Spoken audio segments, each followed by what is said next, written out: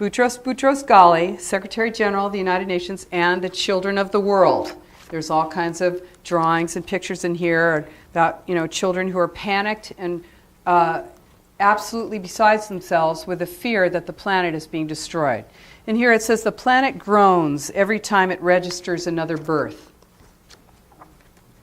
There's a little workbook in here.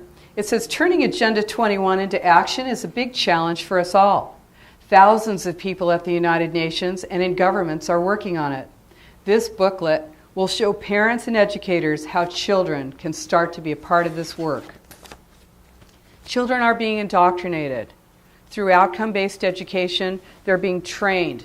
They're not being taught, they're being trained like animals to be obedient, to not ask questions, to not dissent, to go along, to get along. This is part of this plan. As elected officials, I'd like you to know something, and that is that the American Planning Association, which is the group that put out Growing Smart, has been working on and indoctrinating planners. They put out a 12-week-long communications boot camp from November 2011 to January 2012, where they said that they panicked. They said people are becoming aware of what's going on. We need to change our jargon. We need to re-educate planners, re-propagandize our elected officials. Right here in the Virginia Chapter Annual Conference, this was from 2011, it says the key strategy should be to inoculate elected officials, cultivate influentials. We want to keep them prepared. We want to change their minds. We want to block the opposition. This is what the American Planning Association is saying now. They are changing their jargon. They don't want to use smart growth anymore. They now use quality growth, and they want you to believe that without planning, you will not have, and I'm not talking, look, planning, I'm an appraiser. The idea of planning is not a bad one. Everyone plans. You leave the house in the morning, you're planning. But this goes beyond planning. What this is far deeper than planning. This is actually changing our form of government. And it has the illusion of being just something that you need in order to know what building should go next to another in the center of your town. But it is far more than that. What they're saying here is that they want to reframe planning in economic terms. They want to do aggressive outreach and have a game plan for the opposition. They are inoculating elected officials. You will hear planners come and tell you that either they've never heard of Agenda 21 or there's nothing wrong with it or planning is great. Regionalization is a good thing. That is what you're going to hear. It's an economic driver. So what's this about? How does it come together? We're talking about greenhouse gas emissions as the mask for this because they say life in the suburbs and the rural areas is unsustainable because we release too many greenhouse gas emissions, right? It's that evil sprawl, which I have to tell you is probably the entire state of New Hampshire. Okay? Now, they say it costs too much to get public transportation out to the rural and suburban areas, so it's better to move all the people into city centers and pack them into smart growth. What's smart growth? It's ground floor retail, 12 feet high, built right to the edge of the sidewalk. 1, 2, 3, or more stories of residential above, could be condos or apartments. Around the back in an alley, you've got access for parking for 1 car or less per unit. Or out in the front, you've got a bike lane. You have 1 lane of traffic because you have done your traffic calming.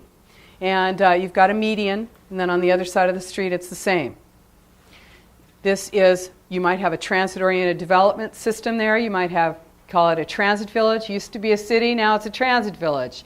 Doesn't matter whether you actually have real transit, it could be planned transit, because with your sustainable community strategies, you can use transportation dollars to subsidize for-profit housing. And this is what this is about. This is about subsidizing a design style that does not pencil out. All across the nation, you will find this in small cities, in large cities, in little towns. It looks just the same. Ground floor retail, often bankrupt, often not even built out. You look in through the window and it's dirt floor. Upstairs, you're going to find condos or apartments that are either unoccupied or are being used for transitory, transient housing.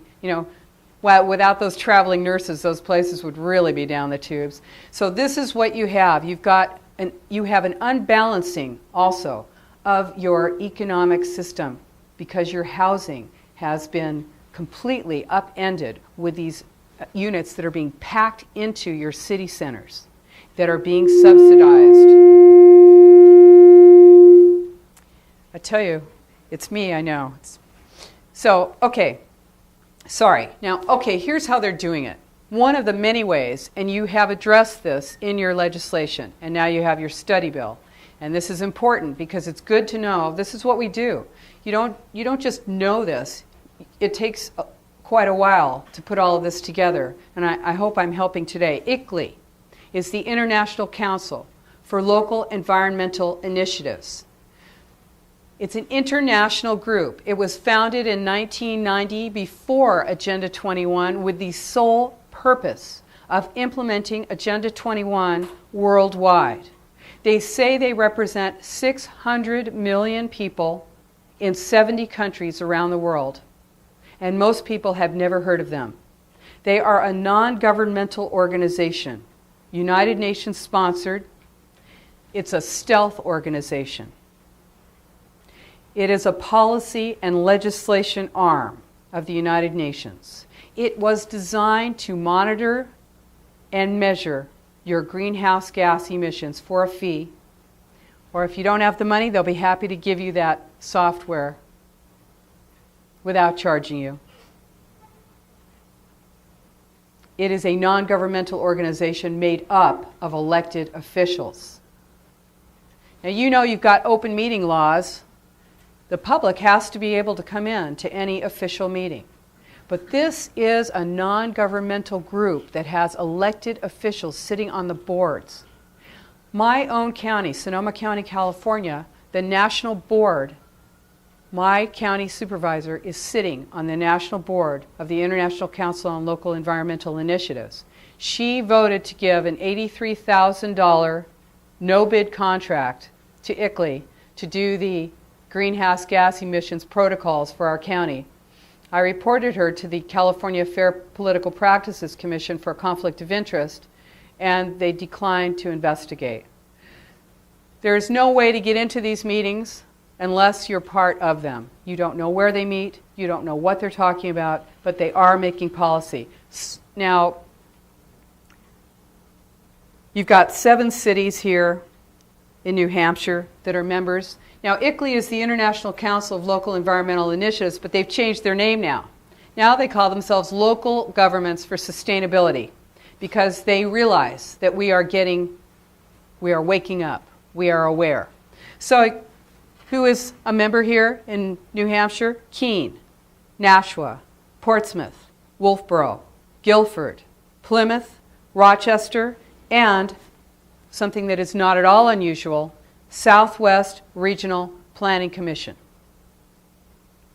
You will often find your metropolitan planning organizations and your councils of government are affiliate members of ICLEI. So, back in when Obama was running for office the last time, he made a commitment for the United States. He said that we would be reducing our greenhouse gas emissions 80% below 1990 levels by the year 2050. 80% below 1990 levels by the year 2050. That seems like an awful lot, doesn't it? So I went and I found a chart. I said, at what year were we releasing 80% below 1990 levels of greenhouse gas emissions, CO2, in the United States? So I found a chart. It's in my book. I took 80% off. I went, what year? What year do you think? 1934. A great year for this nation. I'm sure we were producing a lot. And this is what you look at. What do you need? What do you use? We use energy. That is what produces greenhouse gas emissions. Energy production, energy usage, production, industry. In 1934, our nation was in the depths of the Depression. But if you look at it in terms of per capita, We have a lot more people, had a lot more people in 1934, have a lot more people now than we did in 1934. So if you're looking at per capita reductions, we're probably back in the 1880s. In the 1880s. We weren't producing very much at that time. So this is communitarianism. The end justifies the means. It's all for the common good. It's consensus, and it's secret. Now, I know that the United States did not ratify the Kyoto Treaty. But that did not stop 1,055 United States mayors from doing so. The Mayor's Climate Protection Center, which is a part of ICLEI, agreed to Kyoto. That's anti-sprawl, smart growth, and carbon trading. Now you've got 9 cities here in New Hampshire that have signed on to this.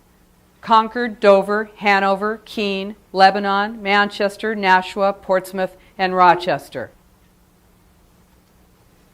have all agreed to Kyoto protocols. Now, I was looking at Kyoto and I said, hey, I wonder what nation has reduced their what nation that's a signatory to Kyoto, which one has reduced their greenhouse gas emissions the most? I wonder. So I checked it out and I look and I find, what do I find? What nation? Latvia, clinging desperately to the edge of the former Soviet Union, is little tiny Latvia, which has no heat in the winter, no cold in the summer, no air conditioning, concrete blocks. What else is Latvia known for? Their human rights abuses. So what does that tell you? That you too can drastically reduce your greenhouse gas emissions if you totally control your population. That's a goal. The local agenda planning guide, Agenda 21 planning guide, you're going to find this. You'll find this in your planning departments, at your regional planning commissions. This is put out by ICLEI, the International Council of Local Environmental Initiatives. It's an introduction to sustainable development planning. And you'll find this. It's all across the United States. I always say we have to tie down the planners, hold them in the room so we can run and get it off the shelf there. That has documentation on how to do a visioning meeting, how to set up the stakeholders meetings, because you know what? Who gets invited to a visioning meeting? It's very unlikely that you will be there. What happens is they may or may not put a little ad in the paper the day of the meeting. But the people who get invited to those visioning meetings are people who are already on board. They are the consultants. You'll find them voting. Oh, it's a great plan. They're going to vote for it. They're on board. You'll have people who are elected, not elected officials, of course, will be there who are on board with it. You'll have unelected people who are on boards and commissions.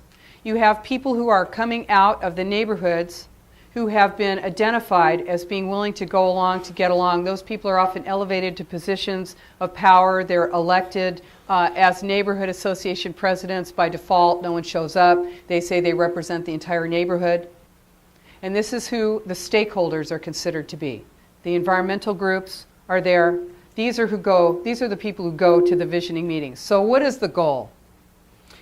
They use the greenhouse gas mask of environmental concern to impose the 2 elements of Agenda 21, and that is smart growth, which is moving populations into concentrated city centers, restricting mobility, and the wildlands.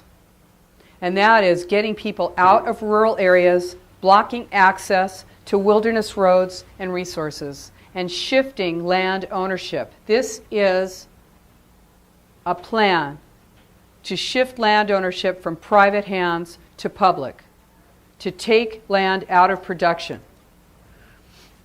Now, this is the goal, is to move us out of the rural and suburban areas and into the city centers. And you will hear that it's about preserving farmland. It is not. This is not what this plan is about.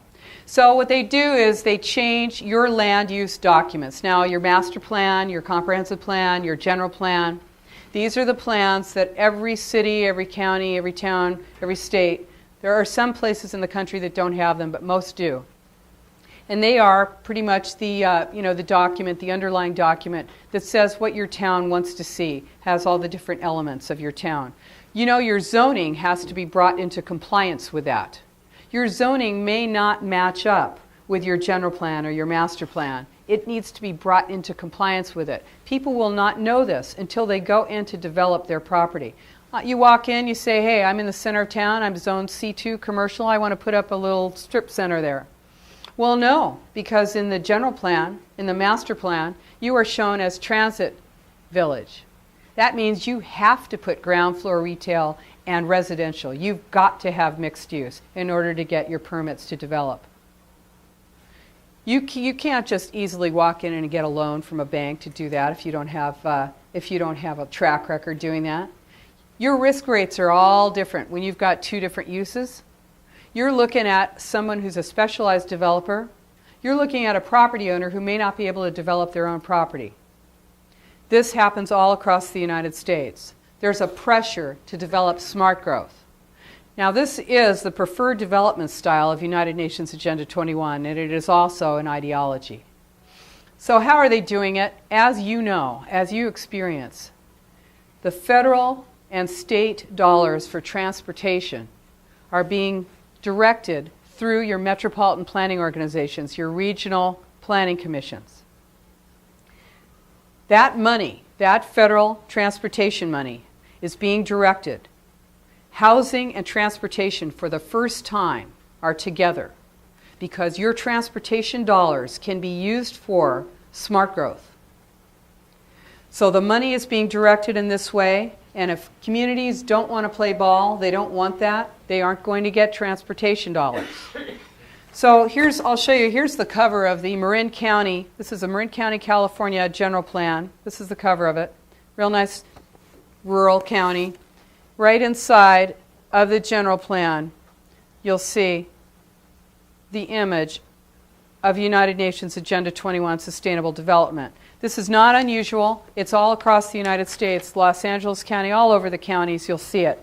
And, you'll see it as a visioning project, a Granite State future. What is that? 70 counties, 1.3 million people with a vision for the future. You get your grant from HUD, your $3.4 million for your sustainable planning, right? And that is all about smart growth. Your initiatives, your HUD, I have cold, your HUD, DOT, Department of Energy, EPA, these are grants you get for climate action plans, livable communities, transit-oriented development, complete streets and transit villages. This is all coming through the feds. Excuse me, I'm sorry.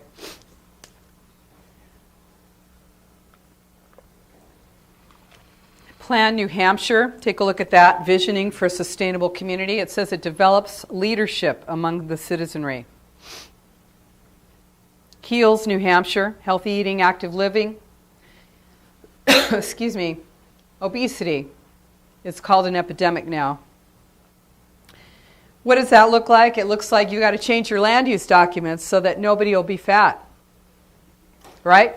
Because you're fat because you live in the suburbs. You have to bring people into the inner city where they're going to ride the bus and then they won't be fat anymore. Right? Dover 2023. Renaissance downtowns for Nashua. What do they say? They say transformative projects for the triple bottom line, which is social, economic, and environmental. That's all part of Agenda 21. Like I said, you're not going to see it. Excuse me. Sorry, I have a cold here. You don't see it called Agenda 21. So you're going to have your corridor management plans. Sorry. I might need to take a minute here. Not yet. You could actually, but I want you to know how incredibly pervasive this is. You've got your corridor management plan that's coming for your scenic byway, right? Yes, and here it is. Land use ordinances can be created to preserve rural character. If you lose your designation, you're going to lose the federal money, right? You want to preserve your corridor by restricting development. Now they say, they say that they don't affect your land use, right? They say they're not directing your land use. That's all about the locals. But if you don't get that money unless you design it and you restrict it, what kind of control do you have? If they're talking about this as a living document, and then you're finding that they change the rules after you've signed on, that's the situation that you have no power over. You've got responsibilities and you don't know what they are. They also talk about balancing your concerns. This is right out of, I'm looking at the corridor management plan here for Dover. They're talking about balancing your concerns. This is this is exactly what I'm talking about, communitarian mob rule. Because the number of owners on 108 is far less than the people who are going to be voting with their clickers in those visioning meetings. Those property owners probably aren't in those meetings. This is communitarianism. In the Bay Area, it's $200 billion. $200 billion over 25 years for all 9 Bay Area counties. And you only get that transportation money if you agree to build smart growth. And where they tell you to. They have priority development areas. You're going to see it. It'll look like the same plan all across the United States, whether it's Dover 2023, whether it's One Granite State Future, whether it's the Hanoi Capital Regional Plan 2030, Hanoi, Vietnam. They're all the same plan. It's an unelected shadow government, and it's sold to you as an economic driver. So, it's an ideology. It's not just a design style. It's new urbanism, and it's anti-rural. You'll find the EPA is partnering in 501c3s. Your federal agencies are creating 501c3s with partners so that they can pressure you to accept these land use plans. It gets worse, though. There's 11 megaregions. You thought we had 50 states. There's 11 megaregions. New Hampshire, look at me. What can I do? I'm sorry I have a cold. I'm doing my best here. We're used to it. Are you? Really? I know. I was just in Florida, so. New Hampshire is part of the Northeast megaregion. Okay, I know you know that. What is this all about? It's being told, you are being told that it's an economic driver, that if you don't join together with your regional group, you're going to get bowled over by all the other regions, right? That you're going to go under, that you're not going to be able to compete, right?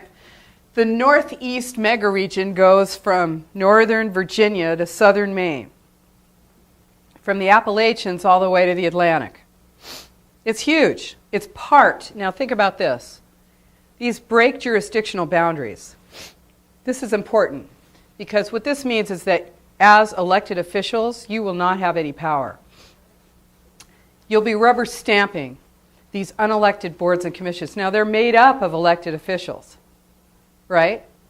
But you know how much power you have when you're one of 11 states or parts of 11 states, 142 counties, hundreds of cities. It's part of 11 states, part or all: Virginia, Maryland, Delaware, Pennsylvania, New Jersey, New York, Connecticut, Rhode Island, Massachusetts, Maine, and New Hampshire. But not all of New Hampshire, because a lot of New Hampshire is in the wildlands. Okay, now what is this? The megaregions are 26% of the... Now, I said we were 11 megaregions. It's not that the country got chopped up into 11 pieces. No. It's that this is genius, really, honestly. This plan is so progressed. You've got your 11 megaregions all around. That's a total of 26% of our land area in the United States. They're not contiguous. They're around the country. The other 74% is the wildlands. Now, Here's one, Cascadia, part of Oregon, part of Washington, and part of Canada. The one in Southern California includes part of Mexico. Breaking jurisdictional boundaries, breaking sovereign boundaries. Most of the cities are ICLEI cities. Most of the population of the United States lives in an ICLEI city. Los Angeles, Chicago, New York, those are ICLEI cities. Most of the country is in ICLEI cities. They have agreed to be part of this. High-speed rail is the #1 building block. It's designed to fail.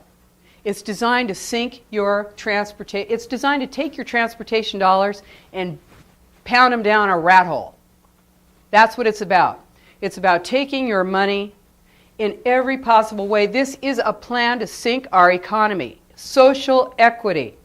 We got a long way to fall. Like I say, if you got more than one toilet in your house, you're doing a lot better than most people, and probably one of the poorest person you'll see out on the street here in New Hampshire is wealthier than most of the people that we're talking about bringing ourselves into social equity with.